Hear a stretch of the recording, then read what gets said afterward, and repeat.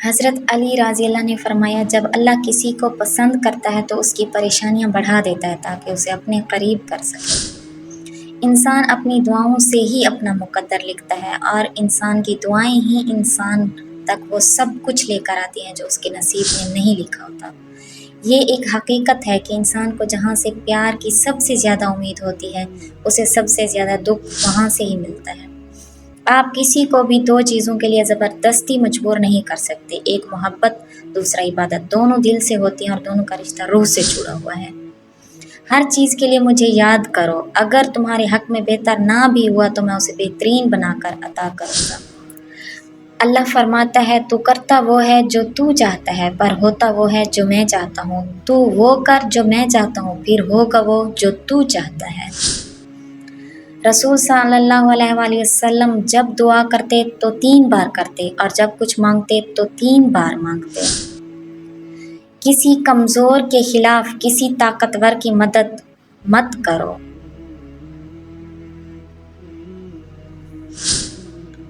جب نظر انداز ہونا شروع ہو جائیں کنارہ کر لیں، کیونکہ وضاحتیں کبھی بھی آپ کا کھویا ہوا مقام واپس نہیں لا سکتی۔ یہ شکایت نہیں، تجربہ ہے، قدر کرنے والوں کی کوئی قدر نہیں کرتا۔ یہ ہیں وہ رائی کے دانے جن کے بارے میں اللہ تعالیٰ نے فرمایا کہ جس شخص کے دل میں رائی کے دانے کے برابر بھی غرور ہوگا وہ جنت سے محروم رہے گا۔ اللہ پاک ہمیں اس بری عادت سے بچائے۔ جنت میں 100 درجے ہیں، اور ہر 2 درجہ کے درمیان اتنا ہی فاصلہ ہے جتنا آسمان اور زمین کے درمیان ہے۔ درجہ کے اعتبار سے فردوس اعلیٰ جنت ہے، اسی سے جنت کی 4 نہریں بہتی ہیں، اور اسی کے اوپر عرش ہے۔ لہٰذا جب تم مانگو تو جنت الفردوس مانگو۔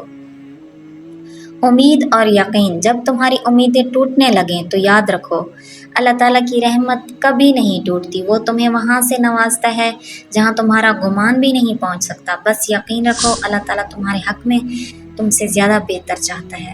صبر اور حکمت، اللہ کے فیصلے اکثر دیر سے سمجھ آتے ہیں، مگر جب سمجھ آتے ہیں تو آنکھوں میں شکر کے آنسو آ جاتے ہیں۔ وہ تمہارا انتظار آزمائش نہیں بناتا، بلکہ تمہیں اس قابل بناتا ہے کہ جب نعمت ملے تو تم اس کی قدر کرنا سیکھ چکے ہو۔ تمہارے دل کا درد اور زبان کی خاموشی اور آنکھوں کے بے آواز آنسو، یہ سب اللہ کے نزدیک بہت قیمتی ہیں۔ وہ سنتا بھی ہے، سمجھتا بھی ہے، اور ایک دن وہ تمہیں سب عطا کرے گا جو تم نے کبھی تنہائی میں مانگا تھا۔ یہ مت کہو یہ نہیں ہو سکتا، بلکہ کہو اے میرے رب میرے لیے آسانی فرما، کیونکہ قرآن پاک گواہ ہے۔ سمندر تھا جس نے ڈبویا نہیں، وہ آگ تھی جس نے جلایا نہیں، وہ مچھلی تھی جو ہضم نہ کر سکی، وہ بچہ تھا جو بول پڑا۔